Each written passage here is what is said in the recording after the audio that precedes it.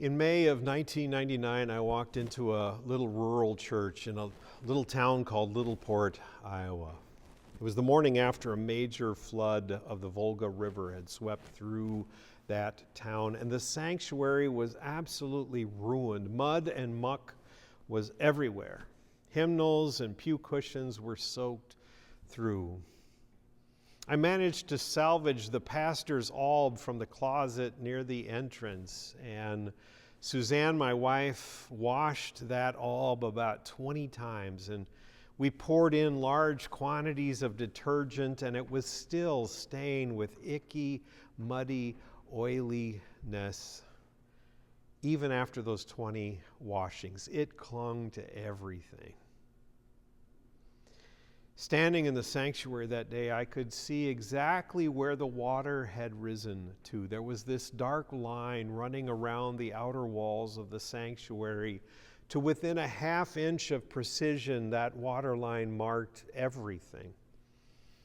Below that line was a mucky mess. Above that line, everything was pristine, just like it had been the day before. The water line surrounded the sanctuary. It swept across the pulpit.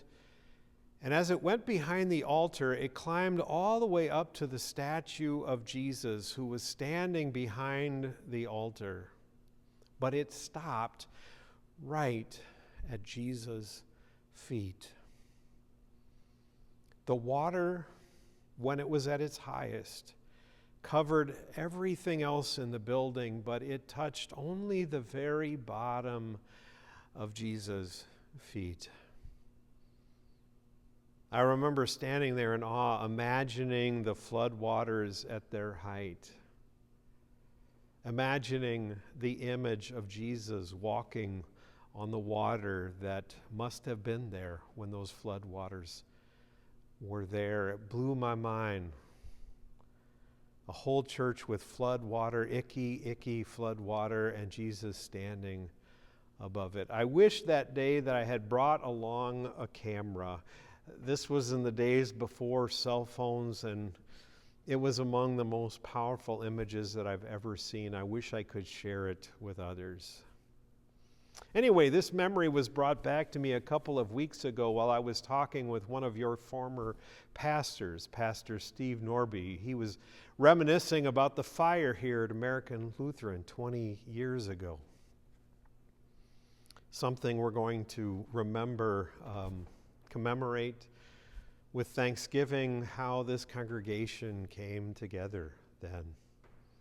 He was reminiscing about how the cross in the sanctuary was preserved in the midst of the fire. The flames had gone everywhere around it, but the cross remained. Two different churches, two different disasters, one fire, one flood. And in both stories, something stood firm, something essential, something precious was not destroyed. Deuteronomy chapter 26 says, "Remember the story you come from. Tell it again. Bring your offering and rejoice." Why? Because when we tell the story of God's faithfulness, we remember who we are, and we remember who holds us together. The Israelites remembered, a wandering Arameus was my ancestor. God brought us through. God planted us in the land. And so they came with their first fruits, and they came with joy. This Thanksgiving, our story, the one we remember together, is this: though the waters rise, though the fires burn, though life overwhelms us at times, still that which is essential for us remains. The feet of Jesus stand firm. Still the cross endures. Still God carries us through. And so we come tonight with thanksgiving, not because life is perfect, but because God is faithful. We come with gratitude for this community of faith that we gather with. Gratitude for the generations who built this place and even more so built up our lives of faith. For the saints who weathered fires and floods.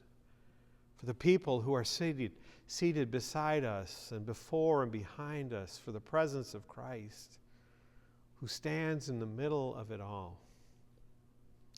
Tonight, as we gather for worship, and as many of you gather tomorrow around your Thanksgiving tables, remember the story. Remember your story. Tell it again and again. Give thanks for what God has carried you through. And rejoice in the one whose feet stand above every flood. Thanks be to God. Amen.